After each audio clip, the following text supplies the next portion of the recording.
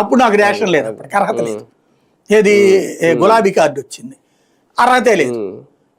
అట్లాంటిది ఒకప్పుడు మా ఏది దీంట్లో నేను ఎక్కడ అంటే దాదాపుగా ఆ టైంలో అంటే జర్నలిజం ఫీల్డ్లోకి వచ్చాక రేషన్ కార్డు వచ్చింది, అది ఐడి కార్డుగానే మిగిలింది నాకు.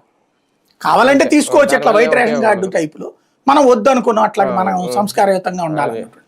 అట్లా లెక్క చూసుకున్నప్పుడు ఇన్నేళ్ల నుంచి నడుస్తూనే ఉంది, ఇప్పటికి కూడా అదే నడుస్తుంది.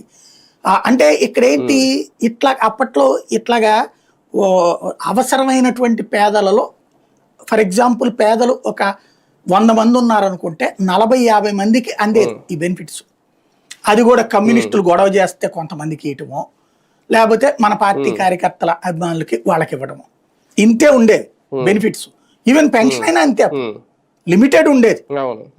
రాజశేఖర్ రెడ్డి వచ్చాక రేషన్ కార్డులు విపరీతంగా ఇవ్వడం, సంక్షేమం విపరీతంగా ఇచ్చాక ఇక అప్పటి నుంచి సచ్చినట్టు ఇవ్వాల్సి వచ్చినాయి తర్వాత ప్రభుత్వాలకు కూడా.